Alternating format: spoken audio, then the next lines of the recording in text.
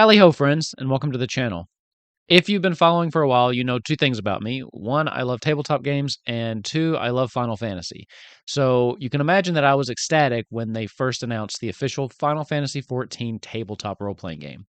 Now, previously on the channel, I did an unboxing video where I opened up the starter set, kind of showed you what was in that.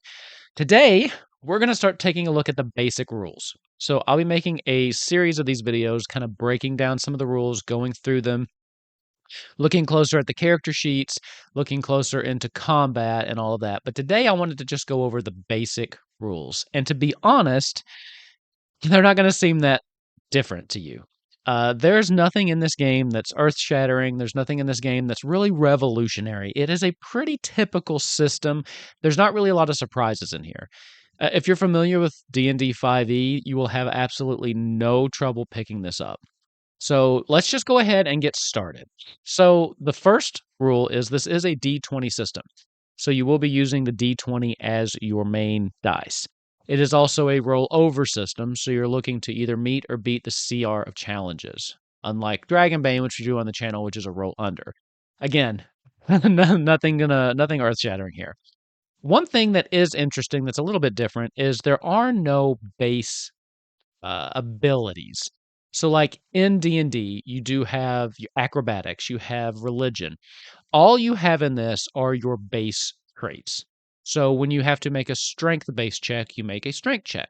When you have to make an intelligence-based check, you make an intelligence check. It doesn't differentiate any further down than that.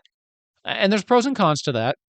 But at the core of it, I think reading through this, the idea was they were leaning towards something simpler. And with that, I think that they've managed to achieve that. They rely on just your basic 6 attributes. We'll get to those in just a second. The first thing to talk about is simply making checks. When you make a check, you would roll a d20, then you would add the appropriate modifier to that. Simple enough. As I just said, there are no specific abilities, so if it's a strength check, you roll a strength check. You roll a d20, and you add your strength modifier to it. We will go through the character sheet in a future video, but just as a quick heads up, it will be right here. You can see it just has your strength, your dex. It's got your modifiers right there.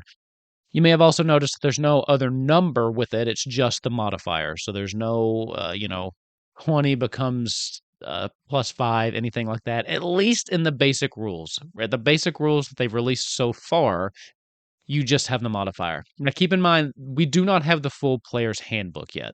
So things may change, but I really doubt it.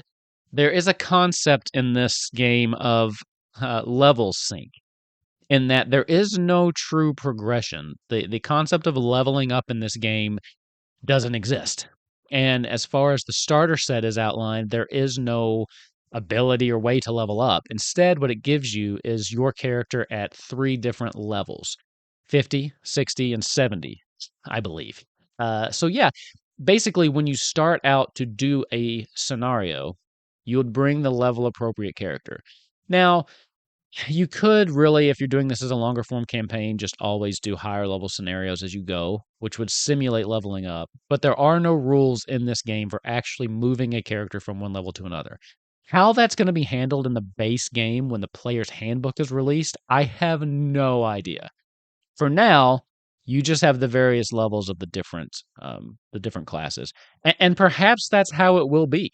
Perhaps the character classes themselves are just have pre-built statistics, even in the base rules. I don't know. We'll have to get to that when we get to that.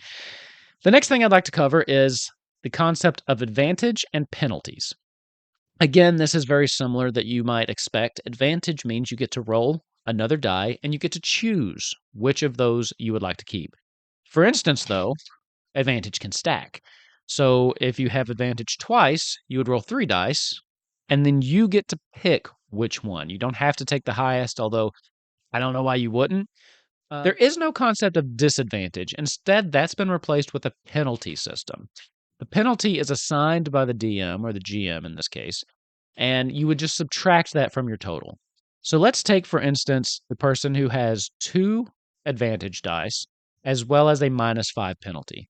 That person would roll 3 dice, choose which of those results he would like to use, or she would like to use. Then they would add their ability score to it. So if it's a strength check, they would add their strength. Then they would subtract 5 to their penalty.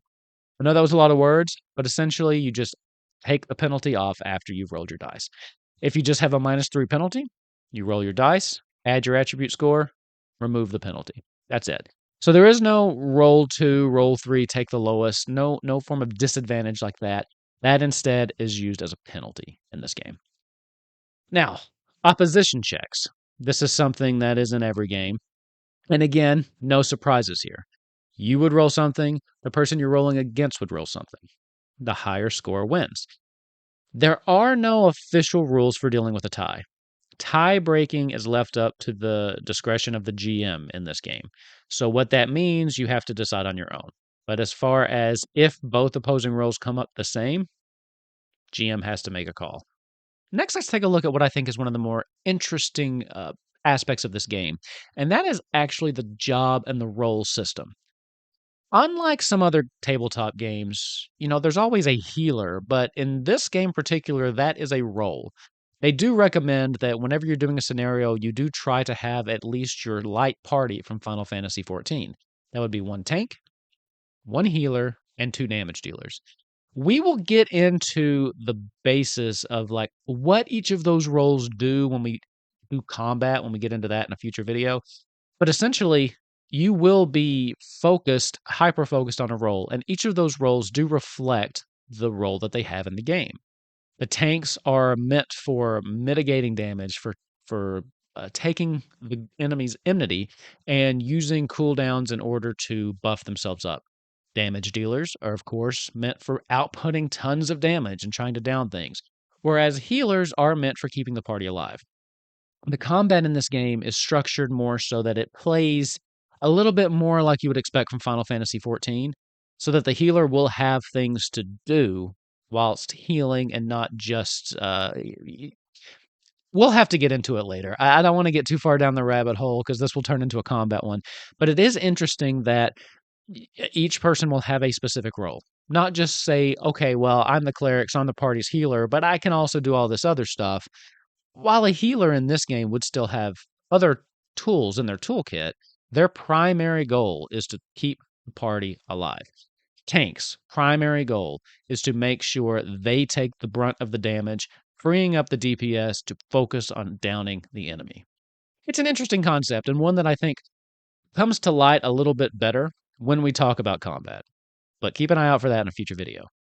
Next, I want to move on to basic abilities and traits. Now, traits are passive things that are always going to be active on your character. Traits would be something like your character size. Most characters in this world, playable characters anyway, are medium. That would be a trait. An ability, however, is something that's activated in combat or out of combat in order to take effect. Again, we'll get into specific abilities for jobs and things like that in a future video, but that's kind of the difference. Now, attributes, on the other hand, these are the bases that make your character. These are your strength, your intelligence, things like that. You have 2 different kinds of attributes, primary attributes and secondary attributes. Primary attributes, pretty straightforward. You've got your strength, your dexterity, your vitality, your intellect, and your mind. And these do pretty much what you would expect them to do. Strength is your ability to move heavy things, your ability to punch things and things like that. Dexterity, how nimble are you? How can you get out of things? How are you with aiming bows? And, these are pretty standard across the board. Vitality, this represents your hardiness, your physical health. This will be like, how long can you hold your breath and things like that. Your intellect, that is, as you might imagine, how smart are you? How good are you at determining puzzles and remembering things? And then there's your mind, and this represents your perceptiveness, your instinct. So this would translate roughly to wisdom in D&D 5e. So again, there are no base abilities underneath that. Whenever you're making a check that involves one of those attributes, you just use the attribute score itself. Next, we have our secondary attributes.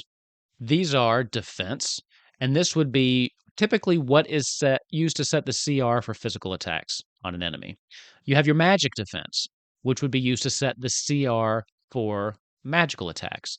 So instead of having one AC that both physical and magical attacks would go against, they do have separate in this game. They have a defense and a magical defense. You have your speed, which, as you might imagine, how fast can you move? How much can you move in combat? You have your vigilance. This is a passive attribute. It represents how aware you are of your surroundings. So think of this as your passive perception. Like passive perception, you don't use your vigilance to make a roll. This is a static number you have that the GM can say, oh, because of your vigilance, you may have noticed this. And finally, you have your max HP and your max MP. Your max HP is your health, just like in any other game. If that drops to 0, you fall unconscious. Your max MP is how much ability you have left to cast spells. So MP, if you're familiar with Final Fantasy, that's the system they use for managing spells instead of spell slots. So again, we'll get into that in a deeper dive video. But those are the secondary attributes that you need to be concerned with. Next, let's talk about your adventurer profile. This is actually what makes up your character. Now, the basis stat wise for your character will come from your job. The job basically defines what role you play in the group, your strength modifiers, your mind modifiers, and things like that. But there are other things that go into making a character. These things will help form your character, how they are in the world, who they are, but won't necessarily have a mechanical benefit. This would be what race they are. And you can choose any of the races from Final Fantasy XIV, of course. What do they look like? Where were they born and raised? What's their backstory? This just helps flesh out your character. Again, nothing new here that you haven't seen in other systems. Just know that there are no specific mechanical benefits tied to things like race and background in this game. Finally, I'd like to talk about titles. Titles are a way to help tie things together. As I said, there is no real concept of leveling up in this game. One time you might do a scenario at level 50, the next time you could do one at level 40. Although I would personally recommend if you're doing this as a longer form campaign, you structure it so that you're always moving up in level. That way you still have that achievement. You can run it like a milestone system. Because there's no experience, you would play a couple scenarios at level 30, then move up to level 40 or 50 once you've completed enough. That still would help provide that progression feeling without having to try to homebrew something on top of it or worry about experience points. Titles, however, these kind of help tie things together in the fact that once you get them, they stay with your character. This is very similar to titles in Final Fantasy XIV when you see someone and they have that little title. Except in this case, there are some mechanical benefits that can be granted because of a title that you've unlocked. For instance, there's a couple starter set scenario titles. Celia's Brave Adventurer. Once you get this, it has the effect of recovering 1d6 HP at the start of each new encounter phase. Again, we will talk about encounters and their phases in another video, because I do think that the combat is where this game starts to try to differentiate itself, because as you can see from the basic rules, there's nothing too new here. Another example is Lazy for Lawrence is another title you can get. You may ask the GM to reveal the defense of any Seedkin character on an encounter map. But that is it for the basic rules. Again, like I said, nothing super crazy here, nothing really, to be honest, that exciting. It's a very straightforward system. And, I think that's okay, though. I mean, not every system needs to reinvent the wheel. And I do think that it tries some things in combat that make it stand apart a little bit. But as far as the basic rules are concerned, the basic play and functionality of the game, it is very standard. Very standard. If you've played if you played pretty much any D20 system, you'll be able to pick this up no problem. If you're especially familiar with 5e, which I know most people are, then you should be absolutely fine. Absolutely fine. The only real difference is the fact that they've split us apart like defense, magic defense into secondary parameters and things like that. Other than that, this is a very simple system to pick up. So that will be it for the overview of the basic rules. Again, keep your eyes peeled. We will go over one that dives a little bit deeper into what the character sheet looks like. We'll do another one that dives a little bit deeper into the combat. And then at some point, we will be running one of the scenarios here on the channel, maybe a couple. I am still excited about this game. I still think it will be a good game. We do need a little more. I think there is some more information that needs to come out of the full player's handbook for us to be able to really talk about, especially what the characters are going to look like, how many levels we're going to have, if building a character is just taking a jobs sheet and using it. We don't know yet. We just don't know yet with the starter set. So it is what it is. That's what we have for now. And until next time, though, friends, lally ho, thank you for watching. Keep your eyes peeled for more Final Fantasy XIV tabletop content, and keep your eyes peeled here for all sorts of tabletop content. If you'd like actual plays, we have a million of those going on right now. So until next time, everybody, lally ho.